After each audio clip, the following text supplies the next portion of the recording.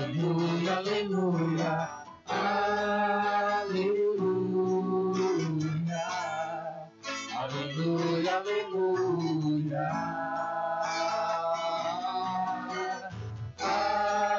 aleluia, aleluia, aleluia,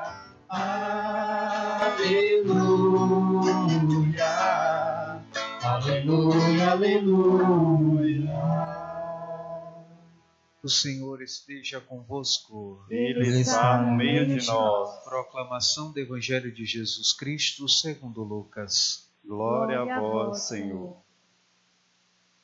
Naquele tempo, Jesus voltou para a Galileia com a força do Espírito, e sua fama espalhou-se por toda a redondeza. Ele ensinava nas suas sinagogas, e todos o elogiavam. E veio à cidade de Nazaré, onde se tinha criado. Conforme seu costume, entrou na sinagoga no sábado e levantou-se para fazer a leitura. Deram-lhe o livro do profeta Isaías. Abrindo o livro, Jesus achou a passagem que está escrito: O Espírito do Senhor está sobre mim, porque Ele me consagrou com a unção para anunciar a boa nova aos pobres. Enviou-me para proclamar a libertação aos cativos e aos cegos a recuperação da vista, para libertar os oprimidos e para proclamar o ano da graça do Senhor. Depois fechou o livro, entregou ao ajudante e sentou-se. Todos os que estavam na sinagoga tinham os olhos fixos nele. Então começou a dizer-lhes: Hoje cumpriu esta passagem da Escritura que acabastes de ouvir. Todos davam testemunho ao seu respeito, admirados com as palavras cheias de encanto que saíam de sua boca. Palavra da salvação. Glória a vós, Senhor. Caros irmãos e irmãs, nós estamos aqui ouvindo uma passagem bíblica sobre a vida pública de Jesus. Nós sabemos que a vida pública de Jesus durou 3 anos. Desde o seu primeiro milagre público, que foi o milagre da multiplicação, o milagre do vinho, né? Ele foi para um casamento numa cidade chamada Caná, e lá realizou o primeiro milagre dele, que foi transformar água em vinho. A partir daí, ele fez outros milagres e foi fazendo, até se tornar muito conhecido. Como nos diz o próprio Evangelho, que Jesus começou a arrastar multidões para si. Diante dos milagres e prodígios que o pessoal via ele fazendo e realizando, o pessoal começava a seguir. Agora nós vamos entender um pouquinho da lógica do tempo de Jesus, para a gente compreender como Jesus foi um grande revolucionário no seu tempo. Hoje, para nós, uma cidade que tem 20 mil, 30 mil habitantes é uma cidade pequena. Mas no tempo de Jesus, as cidades não chegavam nem a 5 mil, eram cidades grandes, 5, 10 mil no máximo. Essas eram as grandes cidades que tinham. Então as cidades da região onde Jesus estava eram cidades que tinham 2 mil, 3 mil, 4 mil pessoas. Só que a popularidade de Jesus era tamanha que ele conseguia diariamente arrastar multidões, como a gente escuta no relato da multiplicação dos pães e dos peixes. Só a contagem de homens eram 5 mil homens, ou seja, mais do que continha numa cidade do tempo de Jesus, sem contar mulheres e meninos. Daí a gente sabe que menino se multiplica muito mais que homem, né? Então vamos dizer que tem 15 mil pessoas ali só naquela multiplicação e sobraram ainda 12 cestos. Então a gente percebe a popularidade de Jesus. Jesus não arrastava apenas um pouco de pessoas, era uma multidão de pessoas que iam atrás de Jesus. É nem tanto que ele tinha grande dificuldade de se locomover, porque as pessoas queriam a todo custo estar próximo dele. Aí nós podemos imaginar como era no tempo de Jesus, quando ele pregava, porque o povo ficava fascinado com os ensinamentos dele. A gente escutou aqui que o pessoal ficava admirado com as palavras de encanto que saía da sua boca. Então aquela multidão queria tocar em Jesus, queria vê-lo, queria abraçá-lo. E a gente percebe quando tem alguém famoso, né? Imagina a multidão que quer todo mundo abraçar e tocar aquela pessoa famosa. No tempo de Jesus era igual. É nem tanto que Jesus queria fugir muitas vezes e tentou fugir muitas vezes das multidões. Ele subia no barco para atravessar o mar da Galileia para o outro lado do mar. Quando ele chegava lá, a multidão já tinha chegado. Era tão grande a popularidade de Jesus que ele, durante esses 3 anos, ele não tinha tempo mais para si. E uma coisa interessante, que quando a gente olha as Sagradas Escrituras, é que Jesus, mesmo cansado, mesmo fatigado, de passar todo dia falando, ensinando, Jesus olhava para aquela multidão e dizia: eles são como ovelhas sem pastores. Eu preciso cuidar deste povo que me segue, porque eles não têm pastores, eles não têm um líder, eles não têm alguém como referência. Os governantes, a única coisa que tinha interesse do povo era explorar, tirar o dinheiro deles, pagar os impostos. Isso era só importante para o governo. Mas o governo não estava preocupado se alguém tinha o que comer ou tinha como pagar o imposto. Então eles viviam oprimidos e explorados o tempo todo. Aí eles encontram um homem que tem um encanto em suas palavras, que fala e que consegue acalentar o coração daquela multidão sofrida, explorada.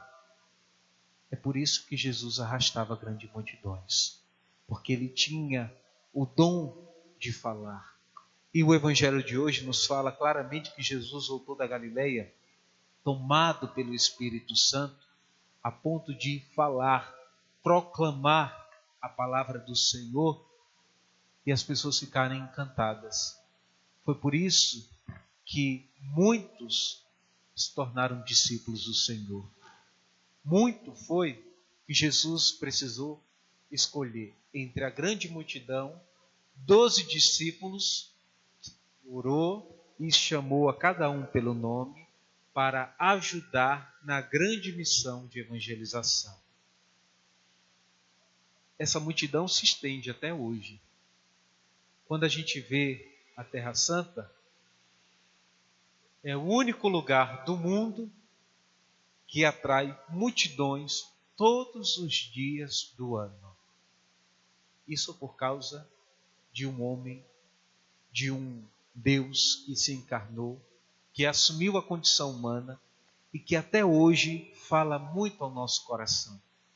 Deus ainda continua falando a nós. E o que nos atrai à igreja é exatamente ouvir os ensinamentos do Senhor. Porque pelo um abraço de um irmão que me dá do lado, uma frase, algo que o padre pode falar, Deus pode se revelar a nós. Deus se revela constantemente a nós, porque graças ao Espírito Santo de Deus que nos foi dado, nós somos guiados por este Espírito Santo. E a palavra do Senhor ecoa sobre o nosso coração. E da mesma forma que aquela multidão acorria ao Senhor, porque Ele falava com encantamento, a ponto de fazer arder o seu coração, a esperança, de acalentá-los, de trazer a paz. Da mesma forma, quando nós vamos à igreja, a gente procura escutar a voz do Senhor para acalmar o nosso coração, para trazer paz ao nosso coração e a certeza de que mesmo com os problemas lá fora, nós temos um Deus que fala conosco, que está no meio de nós, que permanece ao nosso lado, que é o nosso alimento, que é o nosso sustento. E por isso, nós precisamos da igreja. Sim.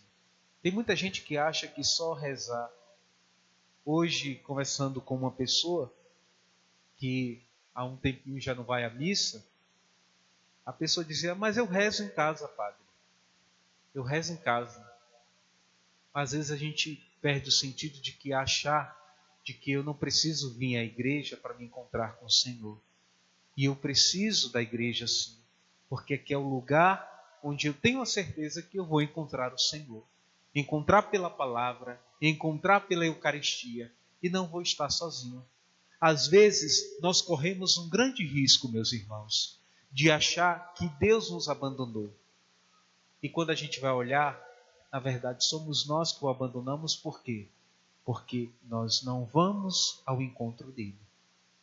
E quando precisamos, a gente acha que Deus tem a obrigação de ir ao nosso encontro, enquanto somos nós que precisamos ir ao encontro do Senhor.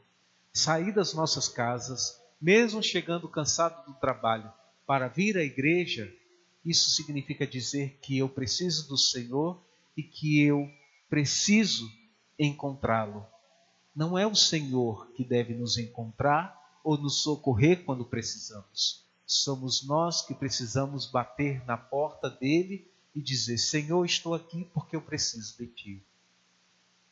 Para finalizar, quero fundamentar isso que eu estou falando pela própria Sagradas Escrituras, onde o Senhor diz: batei a porta e vos será aberta.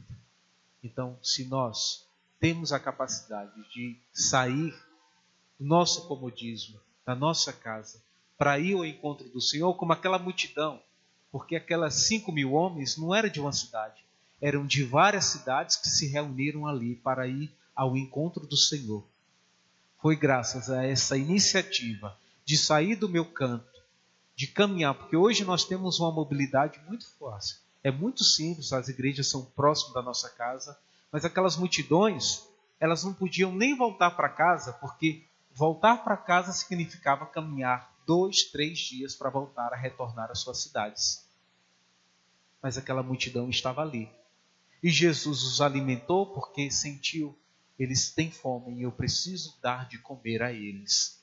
Porque eles não vão voltar para suas casas, caminharem 2, 3 dias com fome.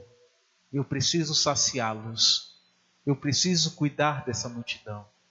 Mas para que Deus cuidasse deles, eles precisaram sair das suas cidades, saírem das suas casas, para ir ao encontro do Senhor. Então, nunca pense que você não precisa vir à igreja, ou que você não precisa deixar o seu lugar para vir ao encontro do Senhor, porque somos nós que necessitamos. Não é Deus que precisa de nós. Por isso, meus irmãos, tenhamos a capacidade de reconhecer que quando nós sentimos a falta de Deus ou a ausência de Deus na nossa vida, não é porque Deus não foi ao nosso encontro, mas é porque eu não fui ao encontro de Deus. Louvado seja nosso Senhor Jesus Cristo. Creio em Deus Pai Todo-Poderoso, Criador do céu e da terra. Jesus Cristo, seu Filho, nosso Senhor, que foi concebido pelo poder do Espírito Santo, nasceu da Virgem Maria, padeceu sob Pôncio Pilatos, foi crucificado, morto e sepultado, desceu à mansão dos mortos, ressuscitou ao terceiro dia, subiu aos céus, está assentado à direita de Deus Pai Todo-Poderoso, donde há de vir a julgar os vivos e os mortos. Creio no Espírito Santo, na comunhão dos santos, na remissão dos pecados, na ressurreição da carne, na vida eterna. Irmãos e irmãs, apresentemos a Deus as nossas preces.